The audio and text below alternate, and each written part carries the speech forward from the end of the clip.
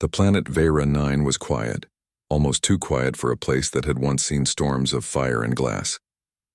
Its twin moons hung low in the orange sky, their light reflecting over the metal domes of the human research base. Around the landing fields, banners of two great civilizations fluttered in the wind, the silver emblem of Earth's coalition, fleet and the glowing spiral mark of the Aurelian Council. It was the first time in history that humans and Orlans had stood face to face. Commander Alara, Ren stood at the edge of the docking platform, her eyes sharp and steady as she watched the alien ship land. The Aurelian craft moved like liquid metal, flowing into shape instead of landing with engines. The ship's hull shimmered with patterns that looked like breathing light. Behind Alara stood her team of officers, scientists, and translators. Everyone seemed nervous. The Aurelians were said to be logical to the point of coldness, creatures who had evolved beyond emotion. Humanity, on the other hand, was famous for feeling too much. Alara adjusted her uniform and kept her posture straight. Her job was simple: lead the delegation, make contact, and avoid war. But inside, she couldn't shake the weight of this moment. Humanity had fought hard to be noticed again among the stars. Now one wrong word could end everything.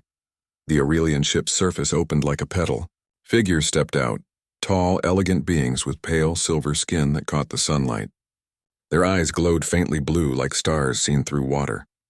They didn't speak with mouths but used a soft vibration of sound that the translators captured and reshaped into speech. The leader of their group introduced himself as Kale Theron, chief researcher of the Aurelian Council. He walked with calm precision, every movement calculated. His eyes swept over the humans, then stopped on Alara. For a moment, time seemed to pause. Their eyes met, human brown and Aurelian blue, and in that instant, something passed between them. It was not words, not sound, just a brief spark of recognition, as if two minds had brushed by accident. Alara blinked, unsure what she had felt. Kale's expression did not change, but his gaze lingered a fraction longer before he turned to greet the others. The formal talks began soon after inside the main hall. The air hummed with translator drones as both sides exchanged scientific data and trade proposals. Alara spoke clearly and professionally, explaining humanity's discoveries about Vera 9's mineral-rich core. Kale responded in measured tones, his voice smooth but without warmth. Yet every now and then she caught his eyes on her again. Not in challenge. Not in judgment. But curiosity. He seemed to study her face the way humans used expressions, how they frowned, smiled, or paused mid-sentence. And though Alara knew Orlans didn't show emotion, she could swear she saw something flicker across his face. Fascination, perhaps, or confusion. When the first session ended, Alara stepped outside to clear her mind. The evening air of Vera 9 carried a strange scent, like dust and metal mixed with flowers. She gazed at the alien horizon, wondering what the future might hold for their species. Behind her, a soft sound approached. It was Kale. "Commander Ren," he said through the translator. "Your presentation was unexpected." Humans seem to speak with both logic and feeling. It is difficult to analyze. Alara smiled faintly. "We don't separate them. For us, emotion is part of understanding." Kale tilted his head. "Emotion causes error. Yet you reached this planet before we did." She turned toward him, eyes reflecting the fading light. "Maybe emotion is not weakness. Maybe it's what helped us survive." Kale didn't answer. He just looked at her for a moment longer, his blue eyes glowing softly in the twilight. Then he nodded and walked away. Alara watched him leave, feeling a strange warmth she couldn't explain. Something about that look, it wasn't just interest. It felt like connection. The next few days passed with constant meetings and surveys. Humans and Orlans worked side by side to explore the ruins scattered across the planet's southern plains. The structures were ancient, built by some unknown race that had vanished long ago. Alara and Kale were both assigned to the same excavation site. She studied old stone markings while he analyzed energy readings from a large buried object. Despite the differences between them, they began to find rhythm in their work. He admired her intuition, how she could see patterns where his scanners found none. She admired his focus and precision, how he saw order in chaos. They rarely spoke, but when they did, the silence between words carried meaning. Every glance seemed to say what neither dared to voice aloud. During one afternoon, while the twin suns burned low, Kale's scanner detected a massive energy pulse beneath the surface. They followed the signal deep into a narrow cave, where walls shimmered faintly with unknown symbols. At the center lay a black crystal sphere, half buried in dust. "This matches no known material," Kale said. "Its structure is self-sustaining. It reacts to something." Ilara stepped closer, her hand hovering just above the surface. The sphere pulsed faintly. "Maybe it reacts to life," she whispered. "Do not touch it," Kyle warned, but too late. Her fingertips brushed the surface. Light flared across the chamber and Kyle instinctively reached to pull her back. The moment his hand touched hers, the entire cavern shook. Lines of light ran through the floor like rivers. Symbols on the walls ignited in gold. Both froze as the sphere rose slowly from the ground, spinning with energy that hummed between them. "What did we do?" Ilara breathed. Kyle's voice was quiet, almost reverent. "It responded to both of us, human and Aurelian." The glow dimmed, leaving only a soft hum that echoed through the air. The sphere floated gently back into place as if waiting. Ilara felt her pulse racing. "Maybe it's a message. Or a key." Kyle looked at her with a strange intensity. "Or a test." Their eyes met again, and the same unspoken current passed between them, stronger now, undeniable. It was as if the artifact itself recognized something shared within them. When they returned to the surface, both their teams were waiting. The scientists swarmed them with questions, scanners beeping wildly. Ilara gave her report calmly, but Kyle remained silent. His gaze stayed on the horizon as if he were listening to something distant. That night, Ilara couldn't sleep. Every time she closed her eyes, she saw that glow, that moment of unity. Somehow she knew this was only the beginning. Days later, Kale requested another private survey of the site. The council approved, assigning Ilara as his human counterpart once again. Neither of them questioned it. As they descended into the cavern once more, the sphere pulsed faintly, almost as if greeting them. Kyle placed his hand near it, studying the readings. "It seems to react to emotional frequency. Your presence increases its energy signature." Ilara raised a brow. "Emotional frequency? You're saying it feels?" He hesitated. "It responds, that is..." "Close enough," she smiled. "Maybe the universe does too." Kyle looked at her, and for the first time she saw uncertainty in his perfect calm. His voice lowered. "You believe emotion gives strength." "I believe emotion gives meaning," she said softly. "Without it, knowledge is just numbers." For a long moment they stood there, human warmth and alien reason side by side. The sphere pulsed brighter, as if agreeing with both. Outside, the wind of Vera 9 whispered across the plains, carrying the quiet promise of something greater than either of them could yet understand. And in that dim light beneath the alien earth, every glance between them spoke the language of passion, not of romance, but of awakening, a silent proof that somewhere, in the space between heart and mind, humanity still had something the galaxy had forgotten to feel. The research camps around the southern plains of Vera 9 were no longer quiet. Drones flew through the sky, shuttles landed and lifted off, and reports were sent to both Human Command and the Aurelian Council. Everyone wanted to know what the strange object was, and why it had responded to Ilara Wren and Kale Theron, but no one had answers. The sphere still floated in the underground chamber, calm and silent. It did nothing unless Ilara and Kale were near it. That was the greatest mystery of all. Whenever they entered together, the air filled with a faint hum, like a living heartbeat. The light on its surface would pulse gently as though breathing. Because of that strange reaction, the Council and fleet agreed that Ilara and Kale should continue working side by side. Some called them the Bridge Team. Others whispered that the artifact had chosen them. Ilara didn't care for titles. She only wanted to understand. Each morning, she met Kale near the site entrance. They walked together down into the deep tunnels, carrying scanners and portable light globes. At first, their partnership had been polite and distant. Now there was a quiet familiarity between them. They didn't need to talk much. Their movements matched without planning. One adjusting a light while the other scanned readings, one pausing to think while the other noted details. It was not friendship in the human sense. It was something different, something steady and wordless. On the fourth day of their study, Ilara noticed how the Aurelian seemed more thoughtful than usual. He no longer kept his eyes fixed only on his instruments. Sometimes he looked around, taking in the strange beauty of the cavern, the smooth stone arches, the glowing lines that ran like veins through the walls. "Kale," she said as they walked, "I thought your people didn't care about beauty." He turned his head slightly. "Beauty is not a logical term," she smiled. "But you were just admiring the walls."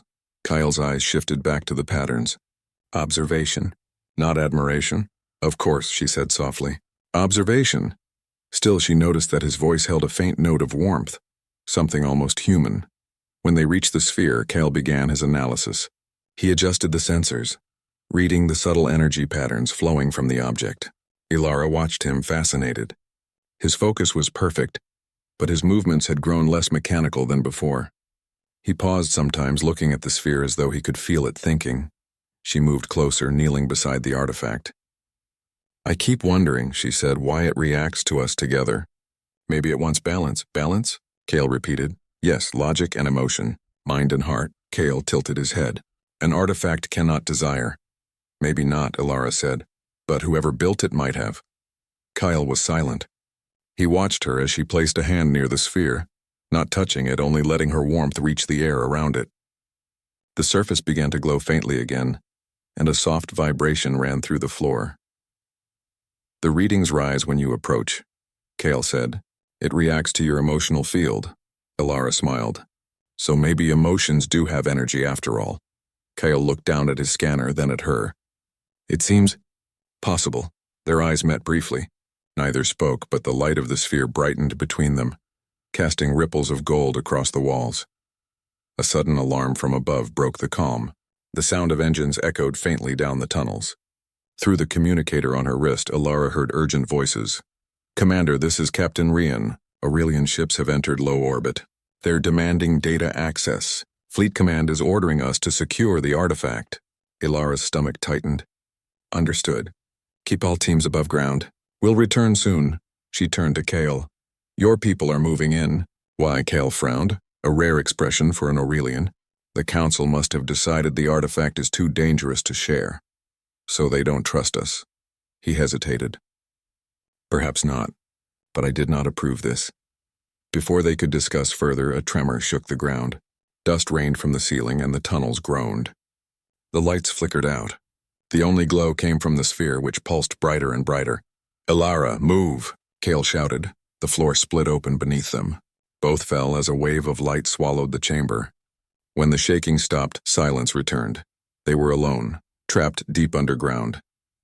Ilara groaned, checking her helmet light. "Status?" Kale examined his scanner. "We are 30 meters below the surface.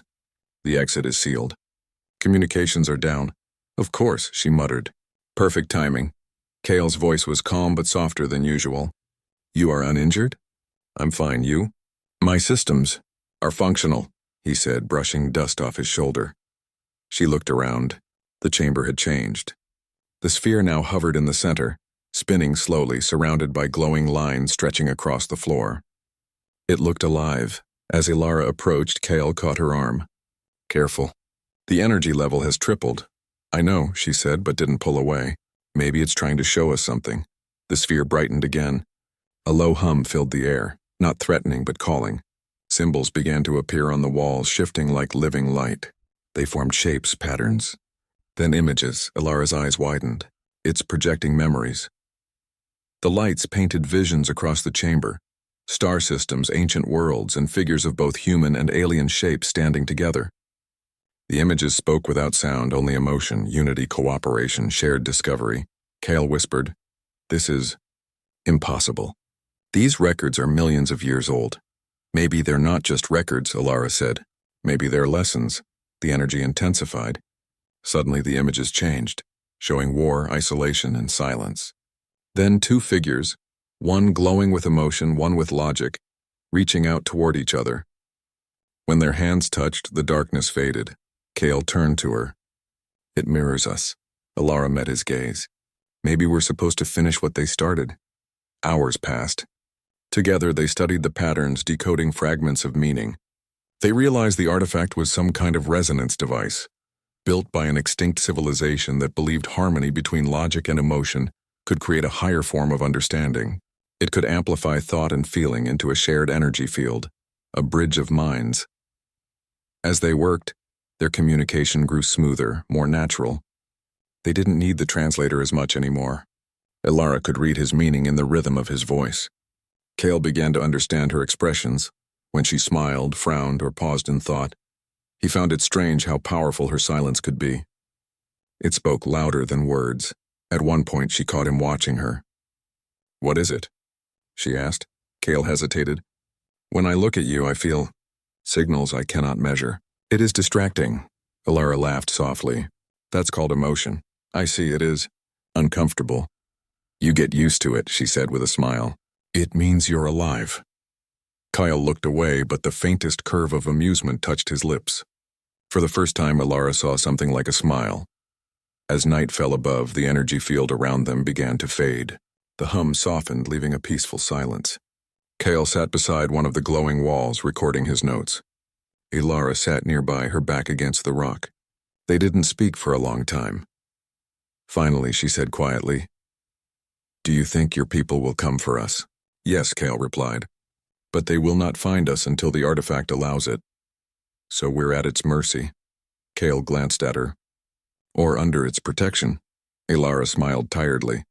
"That's one way to look at it." The light of the sphere dimmed, casting long shadows. Kale's gaze lingered on Ilara, then on the golden patterns around them. "You said emotion gives meaning," he said softly. "Perhaps you were correct." She turned her head toward him. That almost sounded like a compliment. "It was an observation," he said, but his eyes glowed a little brighter. Ilara chuckled quietly. "Of course." As they drifted into uneasy rest, the sphere pulsed once more, sending a faint vibration through the cavern. Both of them felt it, not through touch, but inside their minds. A message, soft and wordless. Together. Ilara's eyes opened in the dim light. She met Kale's gaze across the chamber. Neither spoke, but both understood. The artifact had connected them, not just through mission or duty, but through something deeper. The resonance of two worlds learning to feel together. And somewhere far above, the storms of politics gathered. The humans and Orlans prepared to fight for control of the artifact. But down below, in the quiet heart of Vera 9, a new kind of connection was being born, one that might change both species forever. The first rays of Vera 9's morning light touched the metal domes above the plains. The wind carried the sound of engines and orders. Human and Aurelian ships circled the sky, their shadows crossing each other in uneasy silence. Both sides were ready for war. The news had spread quickly. The artifact was active. Ilara Wren and Kale Theron were missing. In the command tents, fear and suspicion replaced cooperation. Each side blamed the other for the energy surge that sealed the underground chambers. Now both human and Aurelian commanders wanted control of the artifact before the other side could claim it. But deep beneath the surface, far from their armies, Ilara and Kale had no idea of the chaos above. They had been trapped underground for almost 2 days. The air was thin but still breathable. The glow of the sphere kept them warm. During that time, the artifact continued to hum softly, changing color as if reacting to their thoughts. Ilara sat near the sphere, studying the shifting light. Kyle stood beside her, scanning the walls for a new pattern of symbols. "It's showing something new," Ilara said quietly. The golden lines on the stone formed a spiral, then expanded into a pattern of stars. At the center was a single bright point pulsing with light. Kyle watched closely. "That star system does not exist in our records." Ilara frowned. "Maybe it's where the builders came from." The sphere pulsed again. This time, a deep vibration passed through the floor, and both of them heard a soft echo inside their minds. Not words, but emotion, a feeling of urgency, of connection. Of warning, Kale stepped back, alarmed. "It is communicating," Ilara nodded. "It wants something from us, maybe to finish what it started." Before they could analyze further, the entire chamber shook. Dust rained from above, and the sound of an explosion echoed faintly through the tunnels.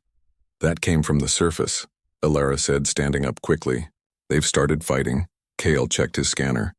"Yes, multiple heat signatures. Both fleets are engaging." Ilara clenched her fists. "We have to stop them.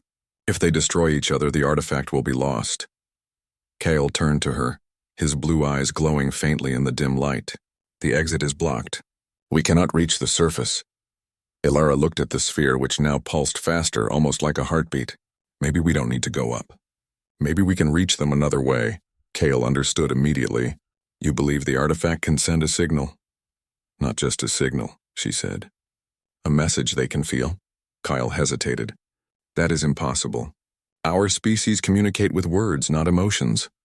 Ilara looked straight into his eyes. Not this time. We'll show them what this thing showed us, what it means to understand each other without fear. For a long moment, Kyle said nothing. Then he nodded slowly. Together then, they approached the sphere. It hovered quietly, its light flickering like the surface of water. The closer they got, the stronger the air vibrated around them. Ilara reached out her hand and Kale mirrored her. Their palms hovered inches apart on the surface of the sphere. Ready? She asked. Kale took a slow breath. No, but begin. Their fingers touched the smooth black surface. Instantly, light exploded through the chamber. The hum became a deep living sound that filled their minds. The walls dissolved into color, gold, blue, white, and the floor vanished beneath their feet. They were no longer in the cavern. They were standing in a vast field of stars, surrounded by light and echoes of thought. The sphere had connected their consciousness to its core. Ilara could see Kyle beside her, not as a figure but as energy, a bright blue flame. She felt his presence, his logic, his control, and beneath it something soft and human that had begun to grow inside him. Kale felt her too, her emotions, her hope, her courage.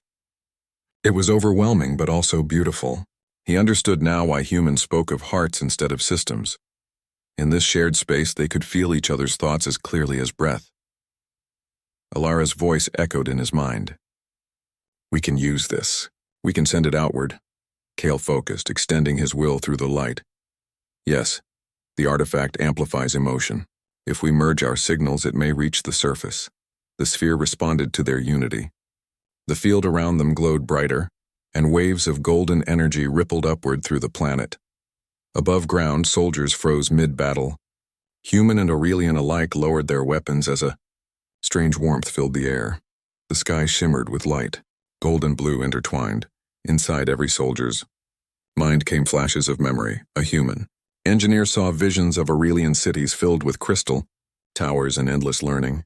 An Aurelian officer saw human children laughing under sunlight, their faces open and full of feeling. Both sides felt what the other feared, what they hoped for, and what they loved. Confusion spread first, then silence. The battle lines broke, not from violence, but from understanding. Back in the heart of the artifact, Ilara and Kale were surrounded by streams of memory, millions of thoughts and emotions flowing through them. It was too much. The power pressed against their minds like an ocean. Kale's voice trembled. The energy is increasing beyond control. If we continue, it will destroy us. Ilara gritted her teeth. We can't stop now. They're listening. We have to finish it. Kyle looked at her across the field of light. You will die. She smiled. Not with words, but through feeling. Then let it mean something. For the first time, Kale understood what selfless emotion truly was. He reached out and took her hand. The connection stabilized, the energy flowing evenly between them. Together, they guided the wave outward, a final burst of harmony that spread across the planet and into orbit, touching every mind. Then as the light reached its peak, everything went silent. When Ilara opened her eyes, she was lying on the ground. The chamber was still glowing faintly, but the sphere was dim. Kale was beside her, motionless at first, and then he stirred, his eyes blinking open. Kale, she said weakly. We did it. He looked around slowly. Yes, the conflict above has stopped. I can feel it. They climbed to their feet, using the wall for support. The sphere floated quietly, its glow calm and steady now like a sleeping heart. The sound of footsteps echoed from the tunnel. A group of humans and Aurelian officers appeared, carrying lights. The first to reach them was Captain Ryan. He stared at the glowing chamber with wide eyes. Commander Wren, he said in disbelief. What happened here? Ilara smiled faintly. We found a better way to talk. Kyle stood beside her, his silver skin reflecting the golden light. Words were never enough, he said quietly. The artifact has shown us that understanding does not begin in language. It begins in empathy. The officers looked at each other, unsure how to respond. Later that night, the humans and Orlans gathered together on the surface for the first peaceful meeting since their arrival. The air was cool, and the twin moons shone over the plain. There were no translators this time.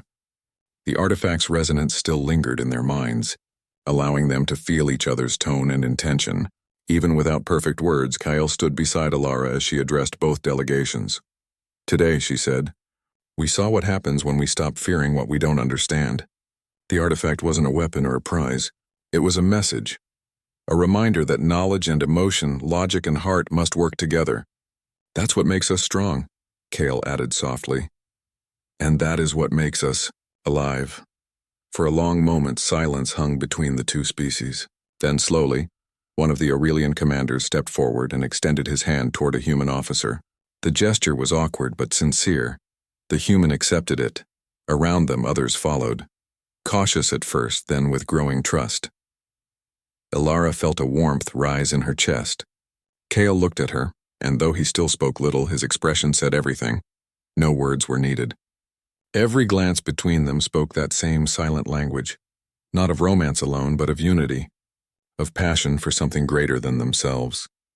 The stars above Vera 9 seemed brighter that night, as if the universe itself had been watching and waiting for this moment. Weeks later, the artifact was sealed and declared a joint discovery between both civilizations. A permanent research station was built around it, staffed by humans and Orlans together. As Alara prepared to leave for her next mission, Kyle met her near the landing bay. "You are leaving," he said. She nodded. "Duty calls. But you'll still have me in those reports you'll write for the council." Kale's eyes glowed faintly. "Yes, I will tell them about the human who taught an Aurelian to feel." Alara smiled. "And I'll tell them about the Aurelian who reminded a human to think." They stood in silence for a moment. Then Kale said softly, "Every glance between us spoke the language of passion. I believe I understand that now." Alara felt a gentle ache in her heart. Not sadness, but gratitude. Then our mission was worth it. As she stepped onto her ship, Kale watched her go. The engines lifted her vessel into the golden sky, leaving trails of light across the dawn, and somewhere deep below, the ancient artifact pulsed once, faintly, like a heartbeat, as if acknowledging the beginning of a new chapter in the story of two worlds.